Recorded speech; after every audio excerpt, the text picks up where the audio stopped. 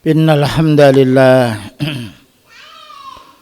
nahmaduhu wa nasta'inuhu wa nastaghfiruh wa na'udzu billahi min shururi anfusina wa sayyiati a'malina may yahdihillahu fala mudilla lahu wa may yudlil fala hadiya lahu. Asyhadu an la ilaha illallah wahdahu la syarika lah wa asyhadu anna Muhammadan abduhu wa rasuluh. Allahumma salli wa sallim ala nabiyyina Muhammad wa ala alihi wa sahbihi ajma'in, amma ba'du. Ma'asyiral muslimin wal muslimat, jamaah salat maghrib yang berada di Masjid Imam Syafi'i yang dirahmati oleh Allah Ta'ala. Pertama, kita mengucapkan alhamdulillah wa syukurillah, bersyukur kita kepada Allah karena kita masih diberi kesempatan untuk beramal soleh dan juga masih diberi kesempatan untuk istighfar, bertobat dari dosa-dosa kita. Inilah nikmat yang harus kita syukuri. Karena apabila kita sudah mati putus, yang tidak pernah istighfar sebelumnya Allah tidak mengampuni. Yang beristighfar Allah akan mengampuni, kecuali hak-hak manusia yang belum ditunaikan. Maka Allah akan memberi hak kepada orang yang didolimi untuk memberikan haknya kepada orang yang mendoliminya. Karena itu sesungguhnya kita dengan Allah Ta'ala lebih mudah, karena Allah Ta'ala pengampun dan menerima tobatnya seorang hamba, dan juga Allah Ta'ala merahmati kepada kita semuanya. Inilah yang harus kita syukuri. Selanjutnya pembahasan yang akan kita bahas di sini masih kembali kepada kitab Riyadhus Shalihin. Kami loncati babnya, bab nomor 84. Babul haya, bab kita hendaknya malu. Malu kepada Allah kalau kita tidak beribadah. Malu kita kepada manusia apabila kita melakukan kejahatan. Wa fadluhu, dan keutamaan malu. Karena malu ini yang membedakan diri kita dengan hewan.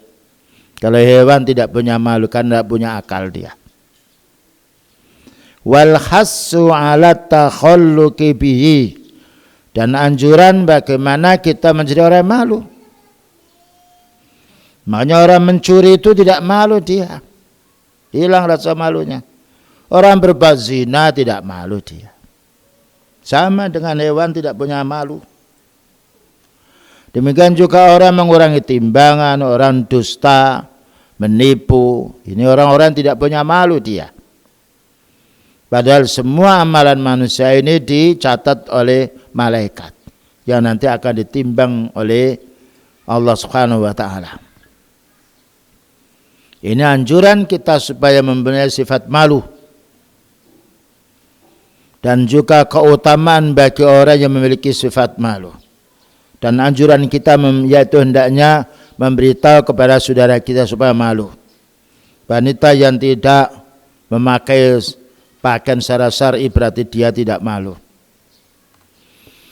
Dengan dasar hadis pertama bersumber dari Imam Bukhari Muslim, bersumber dari salah seorang sahabat namanya Ibnu Umar radhiyallahu anhu.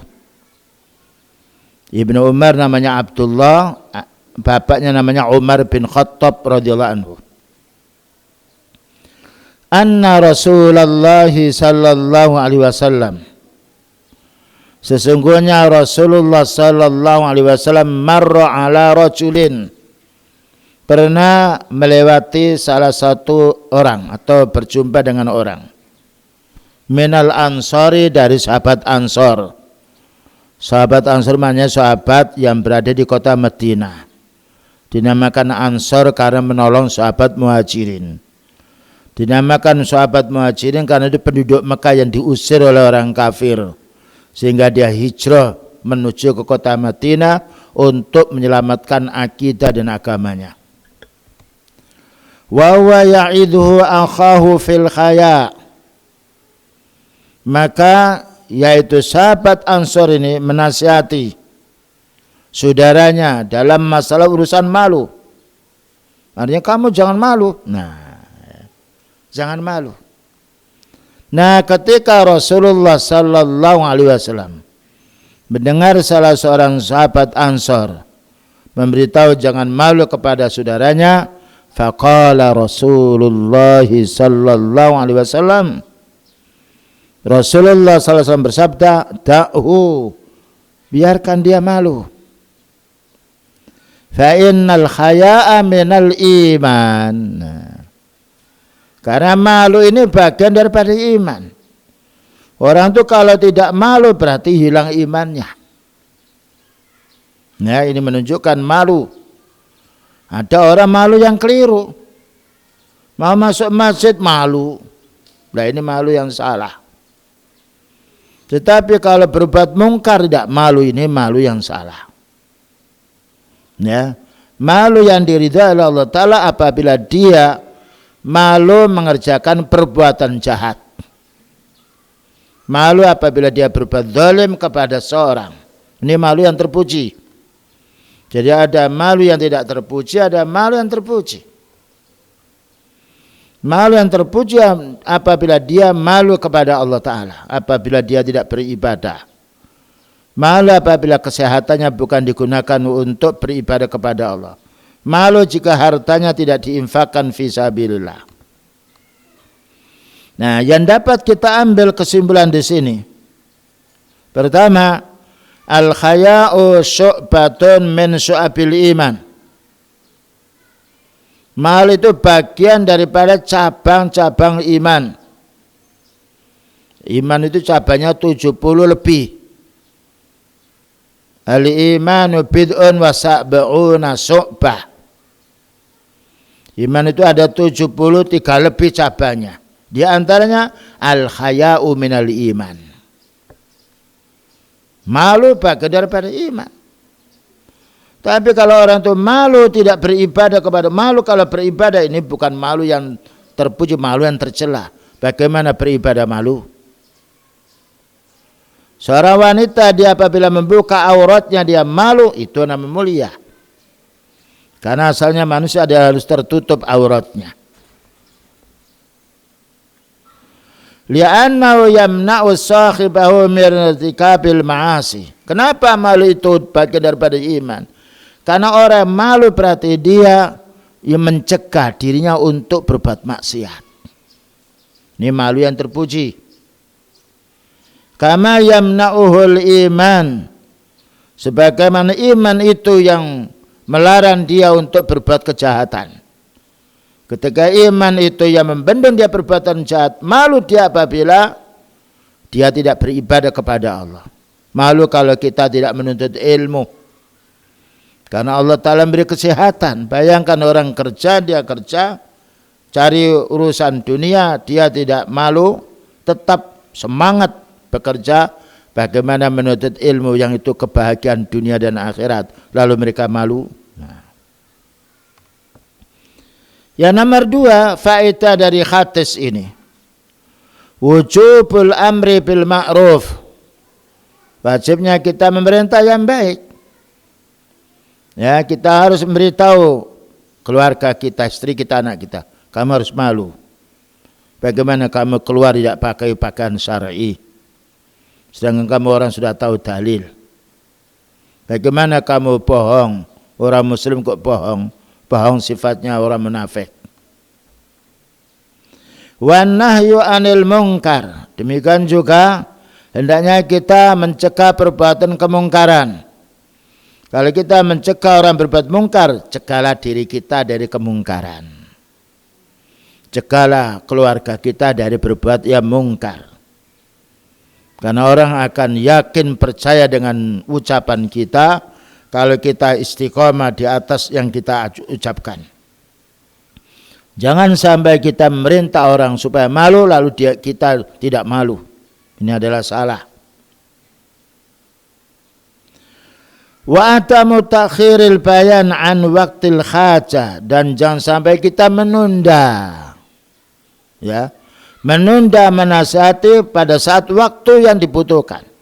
Makanya paling banyak orang mukmin itu selalu ya'muruna bil ma'ruf wa yanhauna 'anil munkar.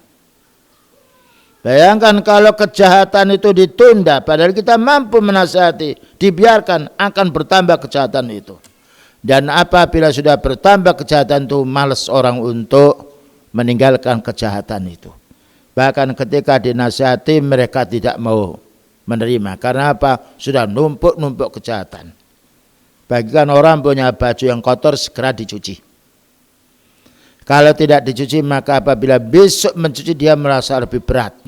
Karena tumpukan baju-baju yang kotor yang harus dicuci mestinya kemarin tapi ditunda sekarang sehingga numpuk. Demikian juga nasihat. Nah, pentingnya nasihat. Makanya beliau ketika melihat kemungkaran maka segera menasihatinya. Dan itu karena baiknya beliau kepada umatnya. Ini pentingnya kita harus memahami. Faedah yang nomor 3 yaitu kita jangan melarang orang berbuat malu. Ketika malu yang dipakai itu adalah malu yang dipuji oleh Allah Ta'ala. Ada malu yang tidak terpuji. Dan malu yang terpuji inilah yang dianjurkan di dalam Islam. Selanjutnya, hadis yang nomor 2. Wa an Imran ibn Husain radhiyallahu anhuma. Bersumber dari Imran bin Husain. Semoga Allah Ta'ala meridai keduanya. Meridai Imran karena itu sahabat, meridai Husain karena itu ayahnya, juga sahabi. Ini menunjukkan kita hendaknya mendoakan saudara kita yang beriman, terutama para sahabat. Karena mereka orang diridai Allah Ta'ala. Mendoakan pula kepada Rasulullah Sallallahu Alaihi Wasallam. Karena beliau adalah penyebar kebaikan. Qala berkata Imran bin Husain. Qala Rasulullah Sallallahu Alaihi Wasallam. Bersabda Rasulullah Sallallahu Alaihi Wasallam, al-khaya'u la ya'ti illa bi khairin. Malu itu tidaklah mendatangkan kecuali kebaikan. Ya. Orang dia menimbang, dia malu kalau mengurangi, jadi baik dia. Wanita malu apabila keluar tanpa mahramnya, menjadi baik dia. Ya. Orang itu malu diberi kesehatan kok dia malas ibadah, malu di hadapan Allah, jadi orang baik. Ya, dia mengatakan al-khaya'u la ya'ti illa bi khairin. Tidaklah malu itu melainkan mendatangkan kebaikan. Bagaimana mau mencuri sedangkan Allah Ta'ala mengetahui? Mana mungkin dia akan mengurangi timbangan? Dia tahu Allah Ta'ala melihatnya. Nah, inilah kebaikan orang malu. Wa fi riwayatin li Muslimin, dijelaskan oleh Imam Muslim, al-khaya'u khairun kulluhu. Malu itu adalah semua kebaikan. Malu itu adalah semua kebaikan. Bayangkan seorang anak melawan orang tua, tidak malu dia. Seorang istri dia melawan atau membentak suaminya, berarti dia tidak punya malu. Orang itu marah di hadapan orang tidak layak dimarahi, berarti dia tidak punya malu. Orang itu membuka auratnya, berarti dia tidak punya malu. Karena orang tidak punya malu berarti menjelekkan dirinya sendiri. Au qala, atau beliau bersabda, al-khaya'u kulluhu khairun. Malu itu semuanya baik, tentunya malu yang dipuji oleh Allah Subhanahu wa taala. Ini menunjukkan wajibnya kita memiliki sifat al-khaya. Karena al-khaya'u minal iman. Ya. Malu apabila kita sehat tidak bisa bangun malam. Sedangkan kerja begitu banyak waktu yang kita sita, lalu malam kita tidak sholat, malu kita kepada Allah. Dalam hadis ini dijelaskan oleh Syekh Salim bin Id al-Hilali manfaatnya, al-khassu ala takhalluqi bi khuluqil khaya. Anjuran kita hanya punya akhlak malu. Nah. Wa annahu khairun lil fardi wal mujtama. Malu ini baik untuk pribadi dan untuk masyarakat. Bayangkan orang itu hilang kehormatan dirinya karena tidak malu. Bayangkan kalau orang itu baik lalu dia mencuri, hilang rasa kebaikannya. Terhapus kebaikan karena ketahuan mencurinya. Lima yahmilu alai min fi'lil hasan. Kenapa malu itu untuk masyarakat baik, untuk pribadi baik? Karena itu membawa kepada perangai yang baik. Membawa kesopanan, membawa adab yang baik. Seorang anak malu apabila melawan orang tuanya karena dia tahu orang tuanya yang mendidiknya, yang berusaha untuk membiayai apa menjadi kebutuhannya. Seorang istri malu apabila marah kepada suaminya karena Allah Ta'ala telah mengamanatkan suaminya untuk mendidiknya. Seorang suami malu pula apabila dia marah kepada istrinya ketika marahnya tidak diridhai oleh Allah. Ini kebaikan daripada malu. Al-muratu minal khaya'i fil akhatis ma yakunu syar'iyan. Yang dimaksudkan malu dalam khatis ini apabila menurut syar'i. Tapi kalau melanggar syar'i bukan malu dia. Jadi orang dia malu menjalankan sholat jamaah. Ini bukan malu yang terpuji. Malu yang tercela karena menurut syar'i kita diwajibkan berjamaah bagi kaum pria. Malu mengikuti taklim, tapi dia tidak malu melihat kemungkaran. Nah ini malu yang bukan pada tempatnya. Malu yang bukan syar'i, tapi malunya hawa nafsu. Malu kalau dia punya duit, hutangnya tidak dibayar, malu dia. Ini malu yang secara syar'i. Wa ammal khaya alladhi yansha'u anhu al-ikhlalu bil huquqi. Ada malu yang membuat dia kurang baik moralnya. Wal khaufi, dan karena merasa takut apabila dilihat oleh orang. Malu ini harus karena Allah.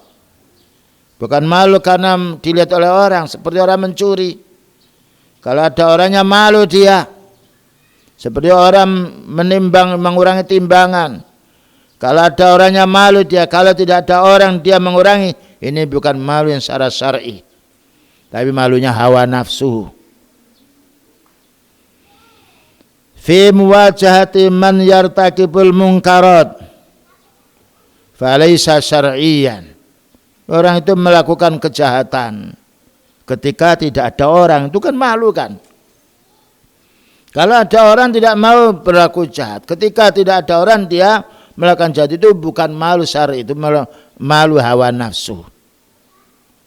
Ya menurut syariat adalah malu kalau dia tidak beribadah, malu kalau melakukan kemungkaran walaupun tidak disaksikan oleh orang, tapi karena Allah Ta'ala mengetahuinya. Inilah mulianya al-khaya'u minal iman. Malu itu bagian daripada iman. Orang memiliki iman mesti dia malu. Nam bal ajaza muhanata wa khuwara wa in summiya khayaan. Bahkan dia malu, yaitu dia tidak mampu untuk membendung kemungkarannya, sehingga dia sembunyi-sembunyi untuk berbuat jahat. Ini bukan malu yang disyariatkan, tapi malu karena dia, yaitu beliau melakukan kemungkaran dilihat oleh orang. Kalau tidak melihat orang, kalau orang itu tidak melihat maka dia tidak malu. Ini bukan malu yang secara syar'i. Selanjutnya hadis nomor 683. Masih bab penjelasan masalah malu. Anna Rasulullah sallallahu alaihi wasallam qala al-imanu bid'un wa sab'una syu'bah. Nah, di sini al-imanu bid'un wa sab'una au bid'un wa sittuna syu'bah. Iman itu ada 73 lebih. Bid'un 3 sampai 9. 73 lebih, itu namanya iman. Jadi ada jenjangnya. Jadi ibaratkan tangga, iman itu memiliki tangga 73 lebih. Au bid'un wa sittuna syu'bah, atau 60 lebih, 63 lebih. Dijelaskan di sini au yaitu keraguan daripada yaitu rawi. Fa afdaluha, paling puncaknya nomor satunya dari 73 lebih atau 63 lebih ini puncaknya mulianya malu qauluhu la ilaha illallah. Dia bertauhid kepada Allah. Ini puncaknya. Puncaknya cabang iman. Paling tingginya iman tauhid. Karena orang bertauhid berarti dia malu apabila melakukan perbuatan syirik. Malu apabila dia meninggalkan ibadah. Sedangkan Allah Ta'ala memberi nyawa, dia memberi kesehatan. Wa adnaha, dan paling rendahnya. Jadi puncaknya iman tauhid, paling rendahnya iman malu. Wa adna, paling rendahnya, bukan paling rendahnya, paling rendahnya imatatul adza anit thariq, ya menyingkirkan gangguan di jalan. Kalau kita tahu di jalan ada batu yang membahayakan untuk orang berjalan atau lewat, disingkirkan, itu bagian dari iman. Itu cabang yang paling bawah. Kita masih punya iman. Jadi kita menyingkirkan duri, atau kita tahu tanah itu berlubang, akan bahaya bagi orang lewat dengan sepedanya atau dengan jalan kaki, lalu kita timbun, kita memiliki iman. Nah, ada suatu tempat yang membahayakan, apabila itu dilewati mobil akan bahaya, kita tulis yaitu jembatannya rusak. Sekedar begitu, itu bagian daripada iman. Ternyata untuk memperoleh cabang iman banyak sekali. Lebih mudah daripada mencari rezeki. Mencari pahala dimudahkan oleh Allah. Wal khaya'u su'batun minal iman. Sedangkan malu bagian cabang daripada iman. Nah, ya. Jadi beliau menjelaskan tingkatan iman ada 73 lebih atau 63 lebih, maka puncaknya tauhid, ibadah pada Allah. Paling rendahnya iman menyingkirkan gangguan yang ada di jalan. Atau ada bau yang busuk, kita hilangkan, kita singkirkan. Atau ada kayu yang melintang, itu akan membahayakan. Atau ada pohon yang sifatnya mau roboh, kita tidak bisa membetulkannya, menebangnya, kita beritahu hati-hati, pohon itu mau roboh. Mendapatkan iman kita. Yang nomor 3, was-su'batu wal khaya'u su'batun minal iman. Jadi malu bagian cabang daripada iman. Nah, hadis berikutnya, wa ana bi Sa'idin al-Khudri, bersumber dari Abi Sa'id al-Khudri radhiyallahu anhu qala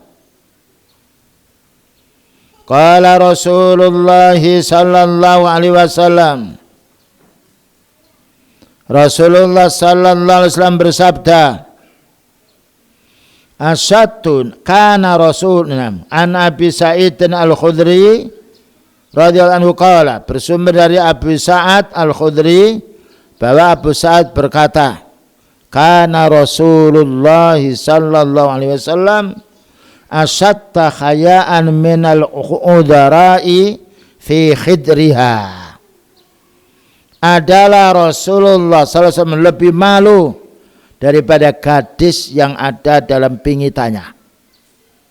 Ini menunjukkan Allah Ta'ala menjadikan wanita itu pemalu.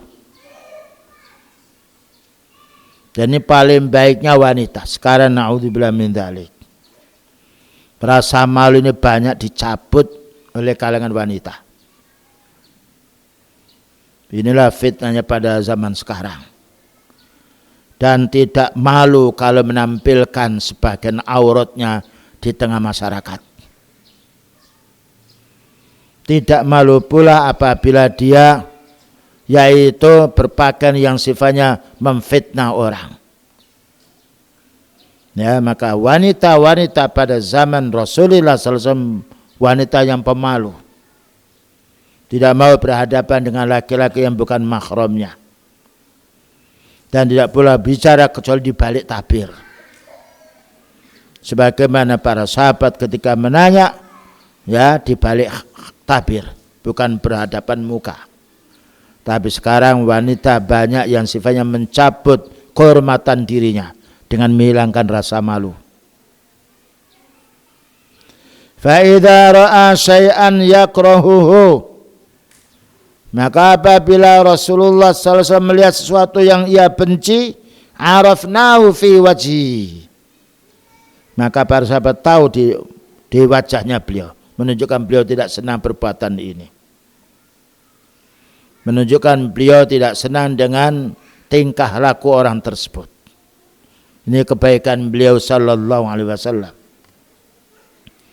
Qala ulama, berkata ulama, pembahasan masalah malu ini, hakikatul khaya'i, hakikatnya orang yang malu, khuluqun, memiliki akhlak yang mulia, yab'asu ala tarkil qabih, ya malah malu itu membangkitkan dia untuk meninggalkan perkara yang jijik, meninggalkan perkara yang haram, meninggalkan perkara yang sifatnya yang tidak disenangi. Oleh karena itu beliau bersabda, idza lam tastahi fasna ma syi'ta. Kalau kamu tidak punya malu, ya silakan kamu berbuat semaumu. Nah, makanya membedakan orang mukmin dengan orang kafir iman. Dan di antara iman adalah rasa malu. Orang mukmin tidak semuanya wanita disenangi. Menangi wanita yang bukan mahramnya untuk dinikahi. Maka orang kafir mereka tidak ada kendali, tidak ada malu. Siapapun senang suka maka mereka berkumpul dengan wanita yang bukan mahramnya. Bahkan juga berbuat zina. Naudzubillah min dzalik. Tapi orang mukmin adalah memiliki sifat malu karena di antara tanda iman al-haya'u minal iman. Inilah yang harus membedakan diri kita dengan orang kafir. Karena Allah Ta'ala membedakan orang mukmin dengan orang kafir. Afa naj'alul muslimina kal mujrimin? Apakah kami jadikan sama orang-orang yang muslim dengan orang berbuat dosa? Qul hal yastawil a'ma wal basir? Katakan wahai Nabi, tanya mereka apakah sama orang yang melihat dengan orang yang buta? Apakah sama orang yang malu dan juga tidak punya malu? Tidak sama. Makanya para utusan Allah Ta'ala orang-orang yang malu, orang menjaga kehormatan dirinya. Demikian juga para sahabatnya. Yang nomor 2, wa yamna'u minat taksir. Maka malu itu maka dia memberantas rasa malas. Orang punya malu maka dia menyingkirkan rasa malasnya ibadah. Bagaimana dia malas ibadah sedangkan Allah Ta'ala memberi kesehatan? Malas sholat padahal dia tidak malas mencari nafkah. Tidak malas dia makan, tidak malas dia kerja. Wa rawaina an Abil Qasim. Dan juga kita riwayatkan dari Abil Qasim al-Junaid rahimahullah ta'ala qala al-khaya'u ru'yatul ala'i. Malu itu menunjukkan dia merasa mendapatkan nikmat Allah. Ru'ya itu melihat, ala itu nikmat. Jadi orang merasa malu, dia merasa nikmat. Bayangkan kalau dia wanita itu malu, bagaimana orang mau berbuat zina? Nah, bagaimana orang laki-laki mau menggoda dia? Tapi sekarang berapa banyak wanita menampilkan auratnya. Wanita itu sudah kurang agamanya, kurang akalnya apabila keluar mendapat yaitu musibah. Karena dia hadis al-mar'atu idza kharajat istasrafah syaitan. Wanita itu kalau keluar maka disambut gembira oleh syaitan. Makanya Allah Ta'ala berfirman wa qarna fi buyutikunna. Wahai wanita, tinggallah kamu di rumahmu kecuali kalau wanita itu pergi dengan mahramnya. Karena mahram itu yang menjaga kehormatan diri seorang wanita itu sendiri. Fayatawallatu bainahuma khalatan tusamma khaya. Fayatawallatu bainahuma khalatun tusamma khaya. Maka dengan dia merasa mendapatkan nikmat dari Allah Ta'ala ini, timbullah rasa malu. Bagaimana saya membuka aurat saya, sedangkan Allah Ta'ala menyuruh kita untuk berbaju, untuk menutupi aurat. Bagaimana kita bicara yang kotor, padahal Allah Ta'ala menyuruh kita bicara yang baik. Ini faedahnya orang malu. Kita lanjutkan sekarang bab yang nomor 2. Bab khifdhis sirri. Bab wajibnya kita menjaga rahasia. Menjaga rahasia. Ma ya'tatu ta'ahutu ala kitmanihi imma lafdhan aw bi qarinatil khali minal umuri yanbahi khifdhuhu. Di antara hal yang harus kita jaga, yaitu dengan kawan kita bagaimana kita bisa menjaga rahasia mereka. Ya, rahasia itu penting. Tidak boleh seorang suami membuka rahasia istrinya kepada orang lain.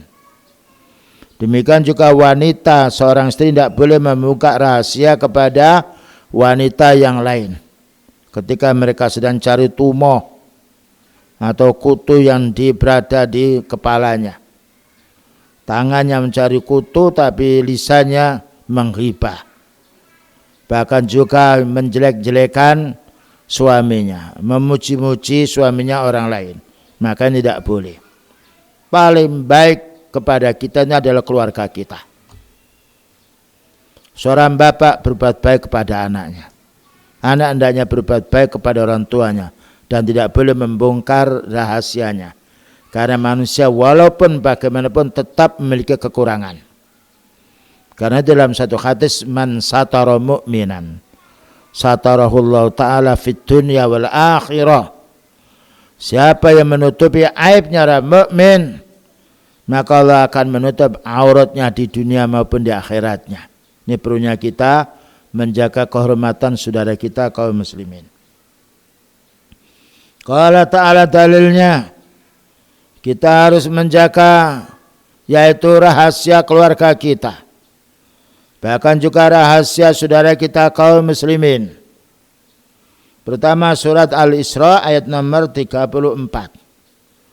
Wa aufu bil ahdi innal ahda kana mas'ula. Jagalah janji-janjimu. Sesungguhnya janji ini akan ditanyakan. Allah Ta'ala menanyakan kepada kita. Suatu saat orang berjanji, ini hanya berita untukmu. Jangan disebarkan pada yang lain. Berarti kita diamati oleh saudara kita. Harus kita simpan rahasia itu. Ya'murullahu ta'ala subhanahu al-mu'minina biwafa'i ma yu'ahiduna 'alain nas. Ini keterangannya dari Syekh Salim bin Id al-Hilali. Allah Ta'ala memerintah orang mukmin harus menunaikan janjinya ketika dia janji kepada manusia. Janji orang jualan, ini saya jual kepadamu loh, harga sekian. Tapi kamu jangan beritahu pada yang lain. Nah, ya, ini namanya menjaga rahasia. Karena satu saat orang akan yaitu memberi keringanan kepada penjual. Karena dia tidak mampu. Tapi kalau penjual ini ya memberi keringanan, lalu yang diberi keringanan dia membocorkan kepada orang lain, maka menjadi rusaknya penjual. Teman kemarin katanya membeli kamu harganya sekian. Kok sekarang sekian? Nah, ini yang salah bukan penjualnya. Yang salah adalah yang membeli. Fa innal ahda yus'alu sahibuhu Karena janji ini Allah Ta'ala akan menanya nanti pelakunya. Ya, orang ketika membuat perjanjian harus menjaga rahasia, besok akan ditanya oleh Allah. Betulkah kamu jaga rahasia si fulan itu atau tidak? Wa munasabatul ayat, hubungan ayat dari surat Al-Isra nomor 34 lil babi, untuk bab ini annas sirra mimma yata'ahatun nasu ala khifdhihi, bahwa rahasia yang disampaikan pada orang itu hendaknya dia dijaga, ya, jangan sampai disebarkan kepada yang lain. Fadakhala fi umumil ayat, masuk dalam ayat ini. Tapi satu saat orang itu boleh menampakkan rahasia orang lain ketika banyak faedahnya, banyak manfaatnya. Satu contoh, banyak orang itu sedang membuka aibnya seorang, padahal menurut asal tidak boleh. Tapi orang itu kalau membeli suka dia mencuri, mengambil barang, ya. Padahal dia orang mengaku mukmin atau muslim. Nah, kalau hutang dia tidak mau membayar, sembunyi atau yang lainnya, maka untuk keselamatan saudara-saudara yang lain agar tidak dirugikan oleh orang atau fulan tersebut, boleh kita menghibah. Kalau fulan beli ke tempat kamu, hati-hati lu. Ini karena masalah yang umum. Itu kalau kita lihat orang itu punya tangan panjang atau suka bohong atau suka menipu, boleh. Yaitu kita memberitahu kepada yang lain dalam rangka supaya orang lain tidak dirugikan oleh dirinya. Namun ini harus orang punya ilmu.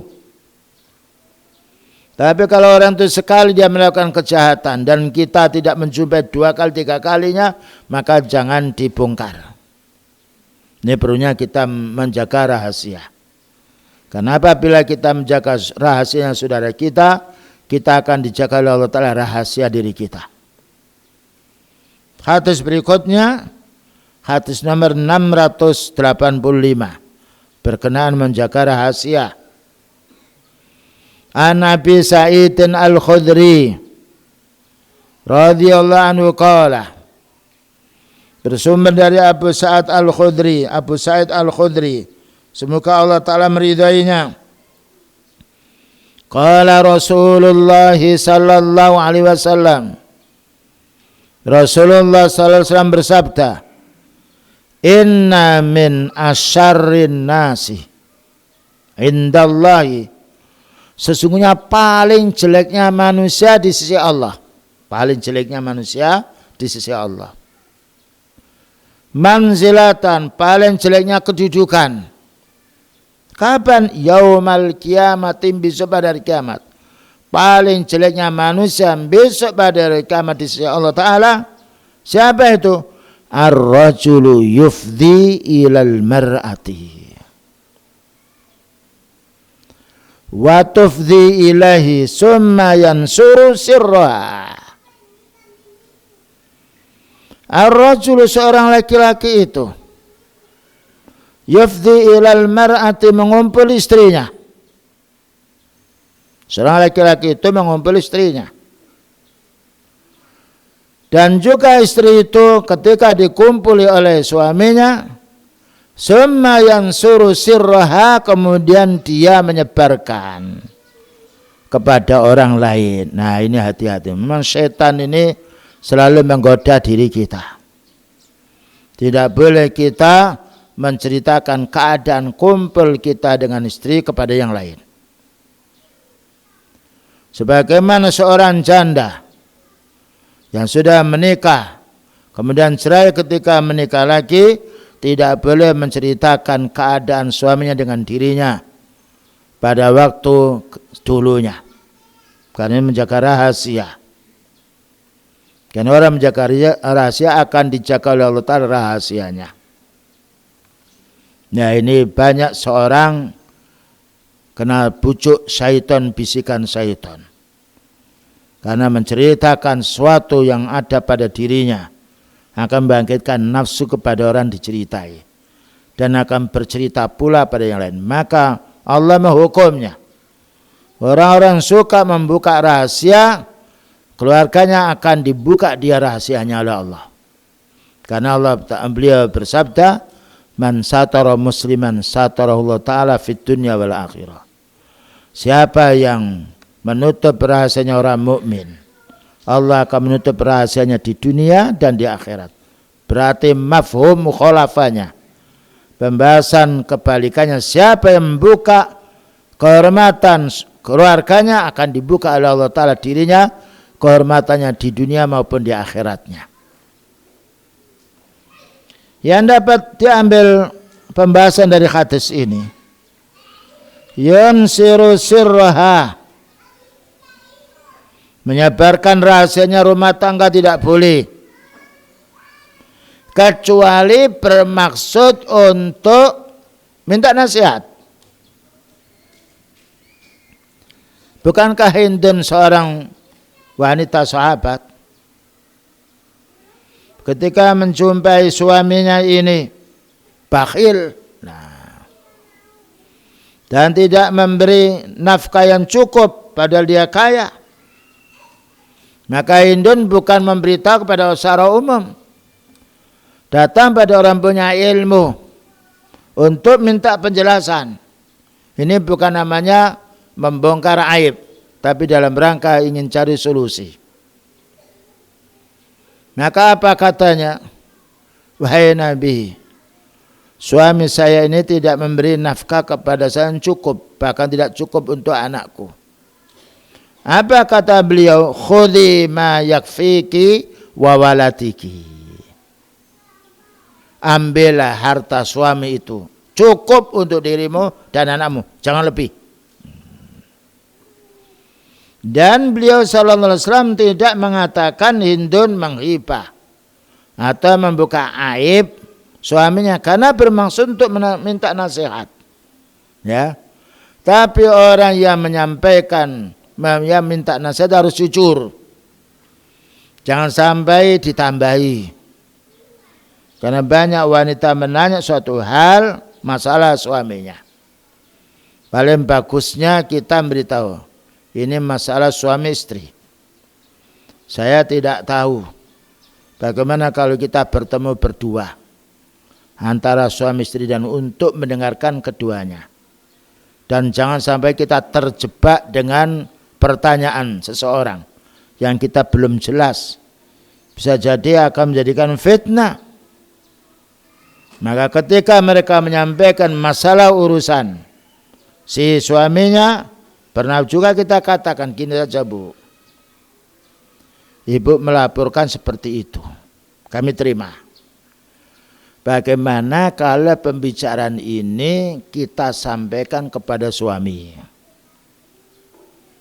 Dan dengan itu untuk kami perjelas apa benar. Dia mengatakan jangan Ustaz. Nah, kalau jangan, Ibu jangan memberitahu saya, nanti jadi fitnah. Kalau memang betul-betul minta nasihat, kita kumpul bertiga. Kita dengarkan masing-masing. Maka kita akan mengadili yang hak. Yang benar kita benarkan, yang batil kita batalkan. Itu benar. Oleh karena itu apabila datang satu berita, maka kita harus tabayun. Ya ayyuhalladzina amanu in ja'akum fasiqun binaba'in fatabayyanu. Hai orang beriman, jika datang berita orang fasik, maka teliti dulu. Baik, kita dengarkan adzan dulu. Nah, kita lanjutkan. Faedah yang dapat kita ambil hadis yang baru kita dengar diriwayatkan Imam Muslim. Pertama, nasru asraril jima' kabiratun lil wa'idi al madhkuri fiha. Menyebarkan rahasia kumpulnya suami kepada istri atau istri pada suaminya kepada orang lain, ini termasuk dosa besar. Karena itu rahasia untuk dua orang. Dan ini harus kita jaga. Dan ini bukan hanya masalah jima saja. Mungkin dalam kekeluargaan di dalam rumah, maka tidak boleh. Kecuali selain daripada jima yang perlu untuk solusi, kami menjumpai di rumah kami demikian. dan untuk jujur ingin mendapatkan nasihat boleh, tapi masalah jima tidak boleh. Yang nomor 2, min huquqiz zaujaini ala ba'dihima adamu ifsa'i asrarihima. Di antara hak suami istri tidak boleh menyebarkan rahasianya walaupun sudah cerai. Ya, terjadi pertengkaran cerai, tidak boleh seorang istri itu ketika dia sudah cerai lalu menikah dengan laki-laki yang lain memberitahu rahasianya bekas suaminya yang pertama, tidak boleh. Sebaliknya pula suami tidak boleh membongkar rahasia bekas istrinya yang pertama yang dicerai. Karena apabila kita tidak mau dibongkar rahasia kita, jangan membongkar rahasia keluarga kita. Dan juga ada hadis yang lain, yaitu dari hadis Asma binti Yazid. Annaha kanat inda Rasulillah sallallahu alaihi wasallam. Asma binti Yazid ini berada di sisi Rasulullah sallallahu alaihi wasallam. Warrijalu wan nisa'u qu'udun. Saat itu orang laki-laki dan wanita sama duduk di hadapan Rasulullah sallallahu alaihi wasallam. Faqala, maka berkata beliau, la'alla rajulan, barangkali ada orang laki-laki ini, yaqulu ma yaf'alu bi ahlihi, dia bercerita kumpulnya dengan istrinya. Dia mengatakan barangkali ada salah seorang di antara kita ini bercerita bagaimana kumpulnya dengan keluarganya atau istrinya. Wala'alla imra'atun tukhbiru bima fa'alat ma'u zawjatiha. Nah, wala'alla imra'atan tukhbiru bima fa'alat ma'a zawjiha. Bisa jadi seorang wanita itu akan bercerita ketika berkumpul dengan suaminya. Fa'arammal qaum, ya, maka terkejut kaum itu. Faqultu, aku katakan, wallahi ya Rasulullah, benar wahai Nabi. Ada orang yang seorang suami menceritakan keadaan dia berkumpul dengan istrinya. Ada seorang istri menceritakan berkumpul dia dengan suaminya. Apa katanya beliau? Innahunna la yaf'alanna wa innahum la yaf'aluna. Begitulah wanita-wanita zaman jahiliyah. Mereka menceritakan cara kumpulnya dengan suaminya. Suaminya juga begitu menceritakan bagaimana cara kumpul dengan istrinya. Qala, jawab beliau, fala taf'alu, kamu jangan berbuat seperti itu. Fa inna ma dzalika mislu syaitanin, karena perbuatan itu seperti syaitan. Laqiya syaitana, berjumpa syaitan wanita. Syaitan laki-laki berjumpa syaitan wanita. Fi tariqin, di jalan. Fa ghasyaha, maka syaitan laki-laki ini mengumpuli syaitan wanita di jalan. Wan nasu yanduruna, sedangkan manusia melihatnya. Jadi beliau mengumpamakan orang yang menceritakan rahasia kekeluargaan dirinya dengan istrinya seperti orang yang berzina di tengah jalan ditampakkan atau disaksikan oleh orang banyak. Na'udzubillah min dzalik. Wa man hakama hadzal nahyi alladhi dhaharat li bi'aunillahi min Allah anna nasra asraril jima'i wa kasfal umuri allati turaghibul mar'atu fi zawjiha awir rajul ila zawjati qad yusallitul fujjar alal kharair. Nah, adapun orang yang sifatnya dia menampakkan rahasianya terhadap dirinya, keluarganya, yaitu dengan menjelaskan cara berkumpulnya, ini berarti membuka peluang, kesempatan yang jelek menyingkap rahasia mereka, sebagaimana wanita menyingkap rahasia suaminya.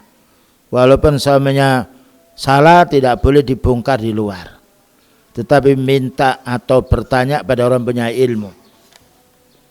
Satu hadis lagi. Wa an Abdullah bin Umar radhiyallahu anhuma. Bersumber dari Abdullah bin Umar, semoga Allah meridhoinya. Anna Umar radhiyallahu anhu khina ta'ayyamat bintuhu Hafsah. Sesungguhnya Umar radhiyallahu anhu ketika putrinya Hafsah menjanda karena meninggal dunia suaminya. Ta'ayyamat itu menjadi janda. Maka seorang tua ketika melihat anaknya, yaitu suaminya meninggal dunia, tentu berusaha untuk mencarikan suami. Dan ini baiknya sahabat. Qala laqitu Utsman bin Affan radhiyallahu anhu. Katanya Umar, saya menjumpai Utsman bin Affan. Utsman bin Affan adalah khalifah yang ketiga. Umar bin Khattab khalifah yang kedua. Fa'aradtu alaihi Hafsata. Katanya Umar, aku tawarkan Hafsah ini kepada sahabat Utsman bin Affan. Ini pentingnya kita kaum muslimin kalau punya anak putri, segera kita carikan jodohnya. Dan jangan malu kita menawarkan putri kita kepada pria. Karena orang tua lebih berhak untuk mencarikan jodoh putrinya daripada putri itu mencari jodoh sendiri. Dan inilah sunnah yang banyak ditinggalkan oleh kaum muslim pada zaman sekarang. Merasa malu apabila yaitu memberitahu putrinya untuk dinikah dengan si fulan. Tapi ini adalah sunnah para sahabat. Sebagaimana Rasulullah SAW menikahkan Fatimah kepada Ali. Bukan Fatimah mencari sendiri, tapi beliau mencarikan putrinya kepada suatu laki-laki untuk menikahi putrinya. Dan ini sunnahnya Rasulullah SAW, sunnahnya para sahabat. Fakultu, apa katanya Umar? In syi'ta, jika kamu mau wahai Utsman, angkahtuka safhata Hafsata binta Umar. Aku akan nikahkan Hafsah putrinya Umar ini kepadamu wahai sahabat Utsman. Dan ini adalah hal yang baik. Ya. Karena apabila orang tua dia mau mencarikan jodoh putrinya, itu paling baiknya orang tua. Dan upayakan masih muda dicarikan jodoh. Jangan sampai terlanjut usia. Carikan. Dan itu faedahnya banyak. Ketika kita punya putri banyak, satu menikah, berarti kita kurang tegangan pikiran kita. Dan kurang beban diri kita. Tapi kalau kita menunggu orang yang melamar putri kita lama, apalagi jumlah sekarang, kaum laki-laki lebih sedikit jumlahnya daripada wanita. Apa katanya? Sa'anduru fi amri, katanya Utsman, saya akan berpikir dulu ya. Jadi ditolak. Ya. Saya akan berpikir dulu, saya belum bisa menerima lamaranmu. Falabistu layali, beberapa saat, apa katanya Umar, aku bermalam beberapa hari, semalakiani, kemudian jumpa lagi kepada saya. Faqala qad badali alla atazawwaja yaumi hadza. Katanya Utsman, didatangi lagi oleh Umar, gimana? Mau saya nikahkan dengan putri saya yaitu Hafsah. Pertama, tunggu ya, saya mau berpikir dulu. Besoknya didatangi lagi. Bukan putus asa sahabat Umar. Bagaimana sekarang? Apa jawabnya sahabat Utsman? Naam, la atazawwaju yaumi hadza. Saya belum menikah. Saya belum mau menikah hari ini. Itu bolehnya kita menolak. Karena pernikahan itu bukan dipaksakan. Karena itu zaman dahulu banyak perceraian. Karena orang tua memaksakan putrinya untuk menikah padahal putrinya tidak senang dengan laki-laki itu. Naam. Falakiyahu Abu Bakr As-Siddiq, tidak marah sahabat Umar ketika ditolak oleh yaitu sahabat Utsman. Ini menunjukkan satu hal yang baik. Kemudian aku berjumpa kepada sahabat Abu Bakar radhiyallahu anhu. Faqultu, tidak putus asa sahabat Umar. Maka berkata Umar ini, in syi'ta, kalau kamu Abu Bakar mau, angkahtuka Hafsata binta Umar. Aku akan nikahkan kamu Hafsah ini wahai Abu Bakar. Fasamata Abu Bakar radhiyallahu anhu. Maka Abu Bakar tidak menjawab, tidak iya, tidak pula tidak, diam. Falam yarji ila syai'an, tidak menjawab. Fakuntu alai ujitu minni ala Utsmana. Nah, apa katanya, namanya orang punya watak. Katanya sahabat Umar, saya lebih marah kepada Abu Bakar ini daripada Utsman. Karena Utsman memberitahu sudah tidak mau. Ini diam. Tidak ada jawaban ya atau tidak. Ya, ini sifat suatu saat akan bangkit. Tapi ini terpendam dalam hati. Kalau orang itu marah terpendam dalam hati, tidak diungkapkan tidak mengapa. Wal kadhiminal ghaidha wal 'afina 'anil nas, katanya Allah Taala, orang-orang yang ahli surga itu orang yang bisa menahan marahnya dan suka memaafkan orang. Naam. Summa khatabahan ainam. Apa katanya? Fasamata Abu Bakar radhiyallahu anhu falam yarji ila syai'an fakuntu alai ujitu minni ala Utsmana falabistu layali. Maka saya lebih marah kepada Abu Bakar daripada kepada Utsman, karena Utsman terang-terangan menolaknya. Summa khatabahan Nabi sallallahu alaihi wasallam. Tiba-tiba Nabi yang melamar Hafsah ini. Ternyata kakal ada jalan, inna ma'al usri yusra. Setelah kesulitan itu ada kemudahan. Nah, tapi Abu Bakar ketika diam, ya, sahabat Umar melihat wajahnya begitu, Abu Bakar tidak marah. Abu Bakar orang yang lembut. Makanya dikatakan as-siddiq, yang jujur. Nah, setelah dinikah oleh Rasulullah SAW, falakiyani Abu Bakrin. Lalu Abu Bakar bertemu kepada saya, kepada Umar. La'allaka wajadta alayya khina aradta alayya Hafsah. Barangkali kamu, hai Umar, marah kepada saya ketika saya tidak memberi jawaban tentang Hafsah yang kamu tawarkan kepada saya. Illa anni kuntu alimtu anna Nabiya sallallahu alaihi wasallam dzakara. Begini wahai Umar, kenapa saya diam, tidak mau menerima, tidak mau menolak? Karena Rasulullah SAW selalu menyebut-nyebut nama putrimu. Nah, ini Hafsah, maknanya ingin menikahi. Nah, maka seorang sahabat bagaimana mau menikah dengan yaitu seorang wanita yang itu sudah ada keinginan beliau menikahinya. Ini menunjukkan apabila kita tahu seorang wanita itu ya sudah dilamar oleh seseorang, kita tidak boleh melamarnya. Atau ada berita yang sudah yaitu ditontoni oleh si fulan. Ketika hal itu kita belum jelas, kita tanya dulu, bagaimana? Jadikah kamu nikah dengan si fulana? Oh, tidak jadi. Kalau tidak jadi saya ingin melamar, boleh. Karena kita tidak boleh melamar yang dilamar oleh saudara kita. Selanjutnya, apa katanya? Illa anni kuntu alimtu anna Nabiya sallallahu alaihi wasallam dzakaraha.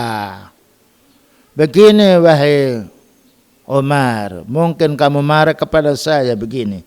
Saya tahu bahwasanya Nabi ini telah menyebut-nyebut putrimu Hafsah. Falam akun li ufsiya sirra Rasulillah sallallahu alaihi wasallam. Saya tidak ingin membuka rahasianya beliau. Nah, ya, ini yang menjadi pembahasan. Jadi dibuka rahasia ini setelah betul-betul beliau menikahi Hafsah karena sudah selesai perkaranya. Waktu itu saya tidak mau menyebut. Karena ini Rasulullah SAW, bagaimana saya mau membuka rahasia beliau sallallahu alaihi wasallam. Walau tarokahan Nabi sallallahu alaihi wasallam laqabiltuha. Seandainya Nabi sallallahu alaihi wasallam tidak menikahi putrimu hai Umar, tentu aku menerima lamaranmu. Begitu tawaduknya para sahabat kaum muslimin, menjaga kehormatan dirinya. Inilah hal yang perlu kita jaga, yaitu masalah tentang rahasia. Wallahu a'lam bishawab. Barangkali ada yang ditanyakan, silahkan.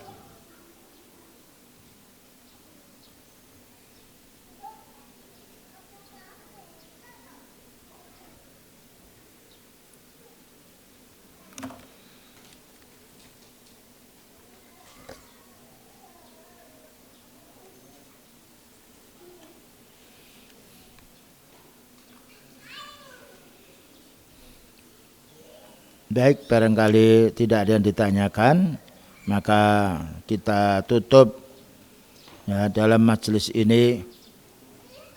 Doa kafarah, subhanakallah wa bihamdika astaghfiruka wa atubu ilaik. Walhamdulillahirabbil alamin. Wassalamualaikum warahmatullahi wabarakatuh.